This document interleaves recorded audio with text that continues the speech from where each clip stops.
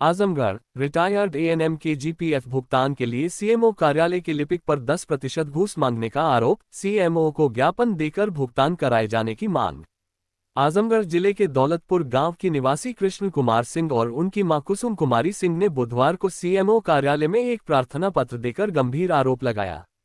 ज्ञापन के माध्यम से बताया कि सीएमओ कार्यालय में तैनात लिपिक उनके जीपीएफ भुगतान के लिए 10% कमीशन की मांग कर रहा है।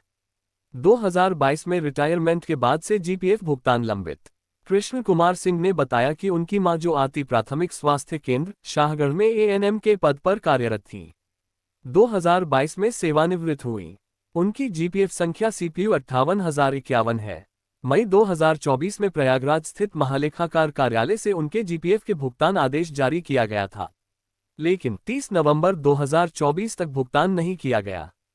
इसके परिणामस्वरूप उन्हें मिलने वाला ब्याज भी बाधित हो गया है। लिपिक ने मांगा 10% कमीशन। पीड़ित ने आरोप लगाया कि सीएमओ कार्यालय में कार्यरत लिपिक ने उनसे कहा है कि अगर वे 10% कमीशन नहीं देंगे तो उनका भुगतान रोका जाएगा।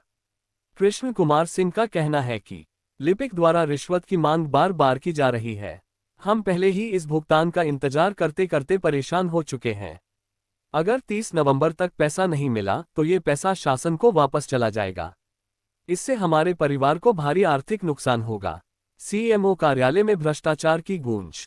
कृष्ण कुमार सिंह और उनकी मां कुसुम कुमारी सिंह ने इस मामले में सीएमओ से तत्काल हस्तक्षेप की मांग की है। उन्होंने कहा कि यदि 30 नवंबर तक उनकी रकम का भुगतान नहीं हुआ तो वे विभागीय जांच और कानूनी कार्रवाई की मांग करेंगे। प्रशासन की चुप्पी पर उठे सवाल। यह मामला उजागर होने के बाद अब सवाल उठने लगे हैं कि स्वास्थ्य विभाग में भ्रष्टाचार किस हद तक फैला हुआ है। रिटायरमेंट के बाद बुजुर्ग कर्मचारियों को उनके हक का पैसा भी बिना रिश्वत दिए नहीं मिल रहा, ये पूरे सिस्टम पर गंभीर सवाल खड़े करता है।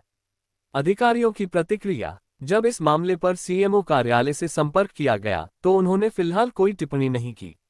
हालांकि यह मामला अब जिला प्रशासन और सरकार के लिए एक चुनौती बन गया है।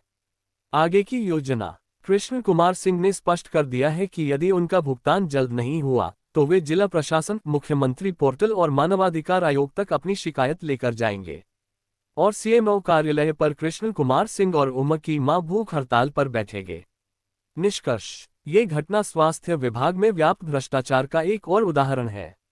ऐसे मामलों में समय पर कार्रवाई न होने से न केवल पीड़ितों को आर्थिक नुकसान होता है, बल्कि सरकारी सिस्टम की छवि भी धूमिल होती है। अब देखना होगा कि प्रशासन इस मामले में क्या कदम उठाता है और क्या पीड़ित को न्याय मिल पाता है। कृष्ण कुमार सिंह, कहाँ के रहने वाले हैं? दौलतपुर, ग्राम दौलतपुर और सागर जिला आजमगढ़। आज सीएमओ ऑफिस आए हैं, क्या है पूरा मामला? हमारे माताजी के 10% जीपीएफ अंतिम भुगतान का प्रकरण है। माह मई में यहाँ इनके यहाँ कार्यालय में आ चुका है। आज इनके यहाँ के लिपिक का ओम प्रकाश बाबू का फोन गया हमारे यहाँ कि 30 तक भुगतान करवा लीजिए, नहीं तो पैसा लैस हो जाएगा। तो हम यह कहना चाह रहे हैं कि मई से लगाए नवंबर तक के जीपीएफ का ब्याज का भुगतान कौन करेगा। इस तरह का व्याप्त जो भ्रष्टाचार इस कार्यालय में 6-6 महीने फाइलें रोक दी जा रही हैं, 10 दिन 5 दिन बचे हुए हैं, तो ये भुगतान के लिए कर रहे हैं, दौड़ा रहे हैं। तो जीपीएफ अपना पैसा होता है, अपने जीवन भर की कमाई होती है। माता जी अस्वस्थ रहती हैं, पैसे की हमेशा आवश्यकता रहती है। ये लोग पैसा रोक के पड़े हुए हैं और उस पर 7-10-1% उस पर ब्याज मिलता है। उस ब्याज से 6 महीने का घाटा कौन भरपाई करेगा। कितना पैसा है? करीब 3 लाख रुपए है। कब से फंसा हुआ है?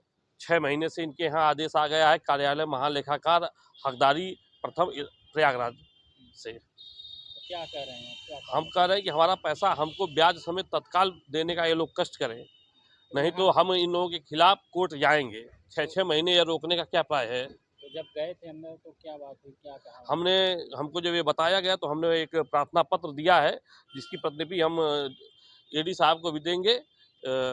जिस अपर निदेशक चिकित्सा स्वास्थ्य परिवार कल्याण आजमगढ़ मंडल आजमगढ़ को भी इनको दे दिया। एक हम भेजेंगे आज शाम तक मुख्यमंत्री उत्तर प्रदेश सरकार को इस कार्यालय में व्याप्त भ्रष्टाचार के खिलाफ। क्या आपके पैसे डिमांड भी किया गया? हाँ, कुछ पैसे के लिए रोका गया। आप समझ सकते हैं कि आदेश 6 महीने पहले आया है और क्यों नहीं भुगतान किया जा रहा है। कितना परसेंट मांग रहे हैं? 10% मांग रहे हैं। 10%? हाँ, कौन मांग रहा है? यहाँ के लिपिक लोग मांग रहे हैं। आखिर 6 महीने से क्यों पहले हैं।